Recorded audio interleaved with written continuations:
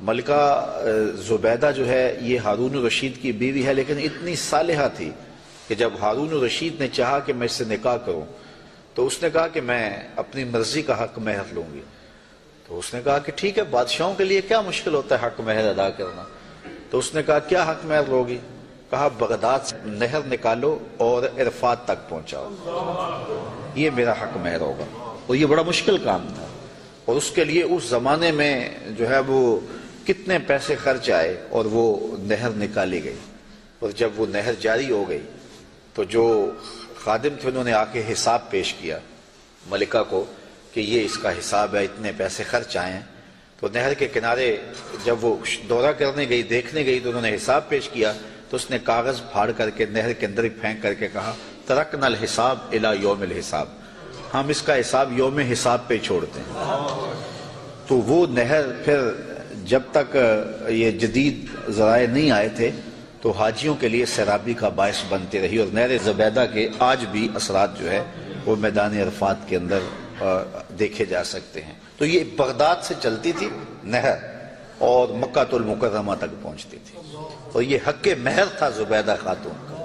اور یہ زبیدہ خاتون جو انتہائی نیک اور صالحہ خاتون تھی، یہ حضرت بہلول دانا کو ڈھونڈتی رہتی کہ ان سے کوئی دعا مل جائے، کیونکہ یہ مجاذیب میں سے تھے۔ مجذوب وہ ہوتا ہے کہ تجلیات کے وفود سے جس کا شیشہ عقل ٹوٹ جائے اور وہ جو کہہ دے اللہ وہ کر دے۔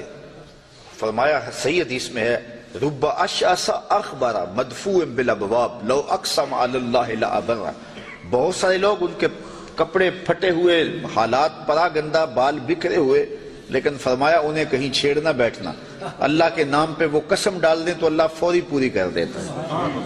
تو یہ اسی قبیلے کا فرد تھا بہلول دانا۔ ایک دن زبیدہ گزر رہی ہے دجلہ کے کنارے پہ، تو بہلول مٹی کے گروندے اپنے ہاتھوں اپنے پاؤں پہ بناتا ہے اور گرا دیتا ہے۔ یہ کبھی آپ نے بچپن میں منظر دیکھا، وہ گلی میں ریت پھینک جائے تو بچے جو ہے وہ پاؤں کے اوپر گروندے بنا دیتے ہیں اور پھر ان کو ہولے سے پاؤں نکال لیتے ہیں، پھر جب کھیل ختم ہو تو گرا دیتے ہیں۔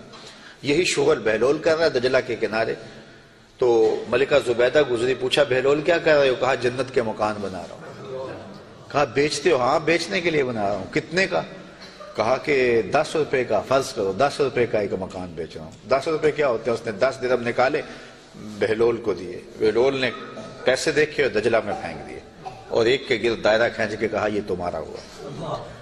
پیچھے سے بادشاہ گزرا تو اس نے بہلول کو دیکھا ایسی شغل میں لگا ہوا ہے، پوچھا کیا کر رہے ہو؟ کہا جنت کے محل بنا رہا ہوں۔ تو کہا بیچتے ہو؟ کہا ہاں بیچتا ہوں۔ کتنے کا؟ 10 روپے کا۔ بادشاہ مسکرا کے گزر گیا، دیوانہ ہے، موج میں لگا ہوا ہے۔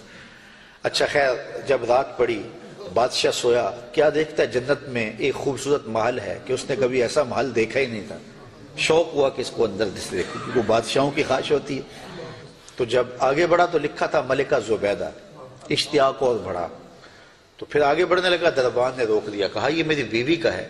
کہا دنیا کے ضابطے اور ہیں، آخرت کے ضابطے اور ہیں، اجازت کے بغیر نہیں جا سکتے۔ اتنے میں آنکھ کھل گئی، بادشاہ بے چین ہو گیا کہ کون سا اس نے نیک عمل کیا ہے کہ جنت میں اس کے نام کا محل دیکھا ہے۔ تو اس نے ملکہ کو بیدار کیا اور کہا کہ کیا ماجرا ہے کہ میں نے یہ خواب دیکھا؟ اس نے کہا میں نے تو کوئی خاص عمل نہیں کیا، وہی معمول کی عبادتیں ہیں، وہی نیکیاں ہیں۔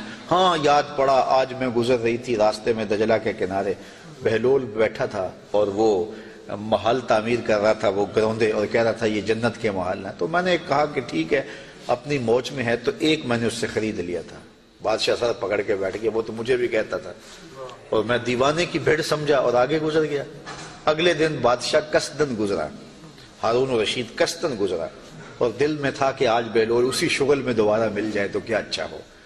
اگلے دن دیکھا تو بہلول وہاں بیٹھا ہوا ہے اور وہی کام کر رہا ہے۔ بادشاہ خوش ہوا، کہا بہلول کیا کر رہے ہو؟